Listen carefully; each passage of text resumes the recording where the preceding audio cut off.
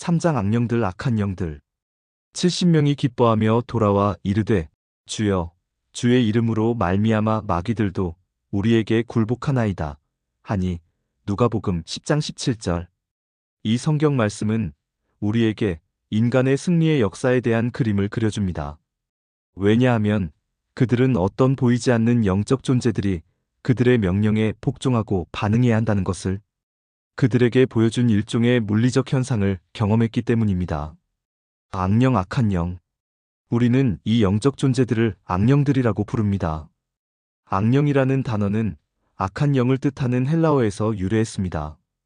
악한 영 또는 타락한 천사 또는 악한 천사라고 말하는 것보다 악령이라고 말하는 것이 더 쉽습니다. 우리가 그들을 그냥 마귀들이라고 부를 수도 있겠지만 그렇게 하면 어떤 사람들은 오직 하나의 존재, 악마 마귀만 있다는 인상을 받습니다. 그런 경우에 그들은 사탄과 그의 천사들의 차이점을 모를 것입니다. 그러므로 이 보고서에서는 우리가 사탄의 조력자들을 악령들이라고 부르겠습니다. 성경은 악령들에 대해 모든 것을 말해준다. 성경은 우리에게 그들이 무엇인지, 어디서 왔는지, 그리고 그들의 능력까지 악령들에 대해 모두 말해줍니다. 그들에 관한 성경 속에 이 모든 정보에 비추어 볼 때 나는 악령들의 존재조차 믿지 않는 성경학자들을 만날 때는 정말 황당합니다. 황당하건 말건 나는 그들의 고충을 이해합니다. 나 또한 한때는 그들처럼 안 믿는 자였으니까요. 악령들은 무엇일까요? 그들은 베드로후서 2장 4절에서 천사들이라고 불리고 요한계시록 12장 9절에서도 역시 천사들로 언급됩니다. 그들은 시편 78장 49절에서도 악한 천사들이라고 불립니다. 그들은 사탄이 하늘에서 자신의 반란을 주도했을 때 사탄과 함께 반역했던 천사들로부터 나왔습니다. 우리는 그 반역에 관한 성경의 진술로부터 사탄이 땅으로 내쫓겼을 때 하늘의 천사들의 3분의 1을 함께 데려갈 수 있었다는 것을 발견합니다. 요한계시록 12장 4절. 이전에 말했듯이 모든 악령들이 사탄을 위해 자유롭게 일하도록 남겨져 있지는 않습니다. 그들 중에 일부는 잡혀서 사슬에 묶여 갇혀 있습니다. 이들은 사슬에 묶인 악령이라고 언급되는데 성경에 의하면 그들은 대환란기의 특정한 시간 동안 풀려질 것입니다. 이들이 유다서 6장과 베드로후서 1장 4에서 말하는 악령들입니다. 사탄은 하나님에 의해 제한받는다. 사탄과 그의 악령들은 어떤 시간 제한과 어떤 한계 안에서 일하도록 허용되었습니다. 그들이 이 한계를 벗어날 때는 언제든지 허락을 받아야 합니다. 마태복음 8장 29절은 우리에게 이 시간 제한에 대한 예를 보여줍니다. 우리는 욥기 1장 12절과 욥기 2장 6절의 성경 말씀으로부터 그들이 정상적 한계를 넘어가기 위해서는 특별한 허락을 받아야 했다는 것을 봅니다. 전에 말했던 이 사슬에 묶인 악령들은 하나님의 특별한 허락 없이 그 한계를 넘었고 창세기 6장 2절 즉시 잡혀서 사슬에 묶였는데 지금까지도 그들은 거기에 있습니다. 나는 악령들의 진짜 형태들을 보았다. 각각의 악령은 전문가이다. 나는 여러 형태와 모양의 악령들을 보도록 허용되었습니다. 각각의 무리의 악령들은 그들의 진짜 형태와 모양을 나에게 드러내야 했습니다. 그들의 형태와 모양은 그들의 전문 영역도 보여줍니다. 내가 둘째 하늘을 통과하고 있었을 때 나는 곧 그 모든 악령의 세계에서는 일반이가 없다는 것을 발견했습니다. 각각의 악령은 전문가입니다. 그들은 오직 하나의 전문 영역을 가지고 있는데 그 영역에서는 아주 잘 일합니다. 천사들은 우리의 마음을 읽을 수 있다. 둘째 하늘에는 전혀 사랑이 존재하지 않는다. 그 세계를 여행하는 동안 나는 뭔가 질식할 것 같은 압박감에 시달렸습니다. 내가 이 느낌에 대해 심사숙고하는 동안 나는 안내하는 천사들이 내 마음을 읽을 수 있다는 것을 알아냈습니다. 그들이 나에게 말했습니다. 네가 궁금해하는 이것은 여기 사랑이 없다는 사실 때문에 야기된 것이다. 와, 그게 상상이 되십니까? 그 세계에는 전혀 사랑이 없습니다.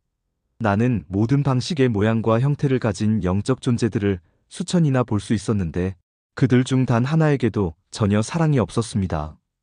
그들의 주인을 향한 사랑도 없었고 스스로를 향한 사랑도 없었습니다. 그들의 주인조차 그들을 향한 사랑이 전혀 없었습니다. 사랑하지 않는 동료와 영원히 일해야 한다는 그 자체가 얼마나 큰 형벌인지요. 안내하는 천사들은 악령들을 지적하면서 각각의 무리의 이름을 말했습니다. 나는 그들을 모든 크기들과 모양들로 보았습니다. 일부는 인간들처럼 보였고, 일부는 거인들처럼 보였고, 또 일부는 반인반수로 보였습니다. 일부는 이 세상에서 알려진 동물들처럼 보였지만, 일부는 너무나 끔찍해서 보기만 해도 거의 구토를 일으켰습니다. 나는 사람의 마음이 상상할 수 없는 형태와 모양들을 가진 일부 악령들을 보았습니다. 성경은 요한계시록 16장 13절에서 이런 이상한 모양들과 형태들을 보여줍니다. 전쟁 악령들. 악령의 크기인 모양, 그리고 형태는 사회적 계급에서의 그의 위치와 정부의 명령, 체계 속에서의 그의 위치를 나타냅니다. 계급의 꼭대기에는 사탄의 알짜인 거대한 전쟁 악령이 있었습니다. 그들은 신장이 2.5m나 되도록 거대한 것을 제외하고는 인간들처럼 생겼습니다. 굴이 새기고 아름다운 체격을 가지고 있었는데 그들은 거인 군사들을 닮았습니다. 이 무리로부터 사탄의 프린스들이 나옵니다. 이 전쟁 악령들은 명령 체계에서 1등입니다. 이 계급 또는 무리가 모든 프린스들을 배출하고 이 땅에 전쟁과 전쟁의 소문을 만들 모든 계획을 수립합니다. 역사를 잠깐 들여다보면 그들이 자신의 임무를 얼마나 잘 수행했는지를 보여줄 것입니다. 지난 200년 동안에만도 1억 명이 넘는 사람들이 전쟁 때문에 지구에서 생명을 잃었습니다. 역사를 돌아보면 우리는 3358년이라는 시간 간격 동안 단 237년만이 평화로운 해였다는 것을 봅니다.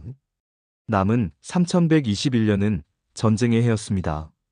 스캐빙톤 우드는 그의 책 시대의 표징들에서 기원전 1500년에서 주 1860년까지의 기간 동안에 영원히 지속되도록 만들어졌었던 8000개가 넘는 평화 조약들이 깨어졌다고 말했습니다. 그렇습니다. 거기에는 의심의 여지가 없습니다. 그들은 전문가들이고 그들의 임무를 잘 수행합니다. 그들은 전쟁을 어떻게 선동하는지를 잘 압니다. 성경은 교만이 사탄이 타락한 이유들 중에 하나라고 말합니다.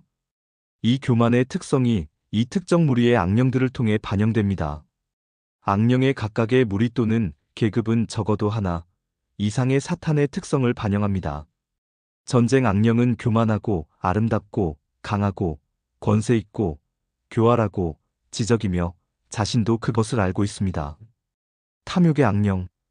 그 다음 무리 또는 계급은 보통 사람들을 닮았습니다. 이 무리가 모든 악령들 중에서 두 번째로 가장 강력하고 명령 체계에서 2등인 악령들입니다. 정부에서 이 특정 악령의 위치는 프린스의 바로 아래에 있습니다. 그의 정체는 탐욕의 악령이라고 했습니다. 이 마지막 때에 인간을 공격하는 데 있어서 그 탐욕 악령의 임무가 두 번째로 가장 중요한 업무임을 나에게 드러내 주셨습니다. 그에게는 이 세상의 경제를 파괴시키는 임무가 주어졌습니다. 사탄은 모든 노력을 다한다. 과거 역사 속에서 악령들은 특정 목표 지역들로 파견되었습니다. 예를 들면 탐욕의 악령은 특정한 이 나라로 파견되었고 주술의 악령은 다른 특정 나라 또는 대륙으로 파견되었고 전쟁 악령은 또 다른 지역으로 파견되었습니다. 그러나 이제는 그렇지 않습니다.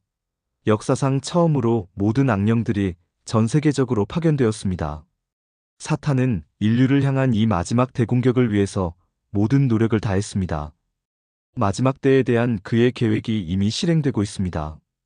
오늘날은 세상 전체가 모든 전문 영역들에서 공격받고 있습니다. 이런 일들의 일부가 과거에는 한 나라에 국한되어 있었지만 이제는 더 이상 한 지역에 국한되어 있지 않습니다.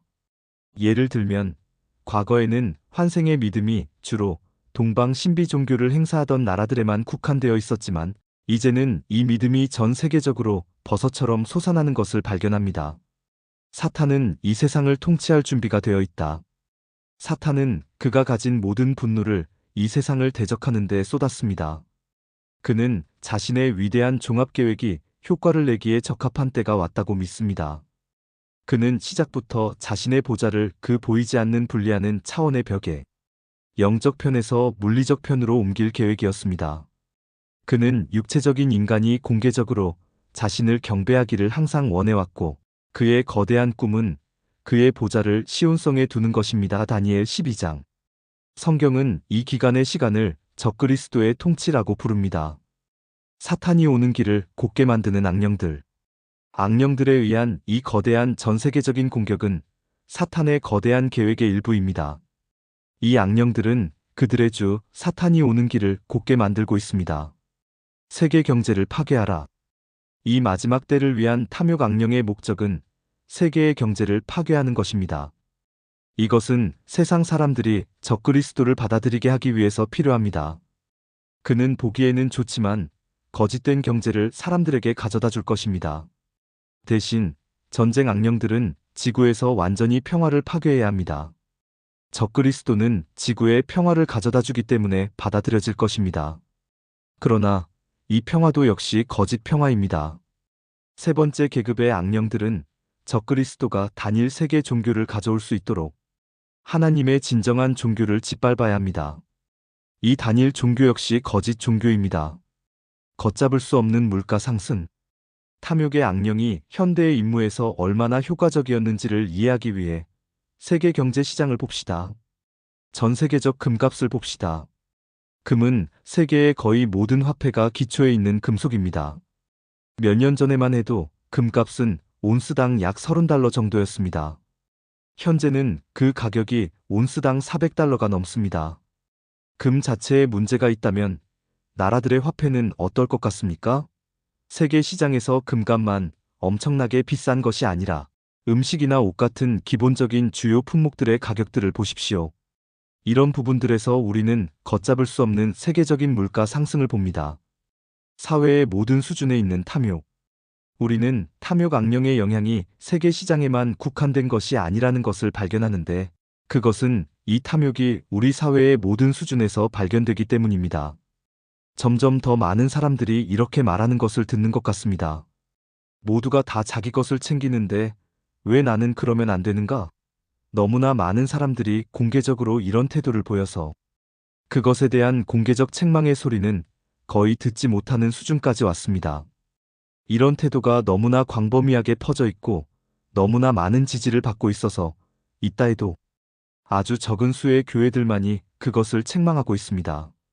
사실상 우리는 이런 탐욕의 근원인 그 악령들의 존재에 대해서 오늘날 우리 교회들에서 더욱 더 적게 가르치는 것을 발견하게 됩니다. 악마의 교리는 그들의 존재를 부인하는 것이다. 악마의 교리가 기독교 교회들에서 가르쳐진다. 이제 성령께서 분명히 말씀하시기를 마지막 때에 어떤 사람들이 믿음에서 떠나 유혹하는 영들과 마귀들의 교리에 주의를 기울이리라 하셨는데 이들은 위선으로 거짓말을 하며 자기 양심을 뜨거운 인두로 지진 자들이라. 디모데전서 4장 1절에서 2절 이 성경 구절은 마지막 때에 마귀들이 그들 자신의 교리를 가질 것이라는 것을 우리에게 말해줍니다. 그렇다면 그런 교리가 무엇일지에 대해서도 성경이 분명히 우리에게 말해주실 것입니다. 마귀들이 가르칠 것에 대한 증거가 다음 성경 구절에 나옵니다. 그분께서 그들의 생각을 아시고 그들에게 이르시되 스스로 분쟁하는 왕국마다 황폐하게 되며 스스로 분쟁하는 집은 무너지느니라. 너희가 말하기를 내가 바알세붑을 통해 마귀들을 내쫓는다고 하니 만일 사탄 또한 스스로 분쟁하면 어떻게 그의 왕국이 서겠느냐? 누가복음 11장 17절에서 18절 바로 이 성경 구절에서 마귀들이 무엇을 교리로 가르칠지가 분명합니다. 그들은 악령 같은 것은 존재하지 않는다고 가르칠 것입니다. 이 악령들이 그들의 교리를 어디에서 가르칠까요? 그들은 그것을 교회에서 기독교인들에게 가르칩니다. 그들은 이 악령들이 실제라는 것을 믿고 그런 존재들을 폭로할 잠재력이 있는 바로 그 사람들에게 그들의 교리를 가르치고 있습니다. 만일 사탄이 자신과 자신의 조력자들을 드러내려고 한다면 그의 집은 분쟁할 것입니다. 사탄과 그의 악령들의 중요성과 능력을 경시하는 것. 이 나라 전체의 모든 회중들과 교회들 속에서 우리는 악령들의 존재와 심지어 사탄의 존재까지도 폄하하는 설교자들을 많이 발견합니다. 그런데 사탄과 그의 악령들이 실제라는 것을 인정하면서도 그들의 중요성과 능력은 경시하는 사람들도 있습니다. 지역의 사역자들만 이렇게 하는 것이 아니라 많은 기독교 저자들도 자신의 책들을 통해 이렇게 하고 있습니다. 기독교 서점들의 책장에 있는 책들을 보면 자신의 무존재에 대한 사탄의 마지막 시대의 교리가 얼마나 효과적인지를 금방 알 수 있습니다. 사탄은 지금은 익명으로 남기를 원한다. 모든 죄는 사탄에게서 나온다. 마귀들의 잘못된 교리들은 사탄과 그의 천사들의 익명성을 강화하려는 의도를 가지고 있습니다. 거짓말에 넘어가서 그들이 말하는 것을 정말로 믿는 훌륭한 기독교인들에게 이런 잘못된 가르침들이 많이 퍼져 있습니다. 많은 사람들이 정직하게 이렇게 말합니다.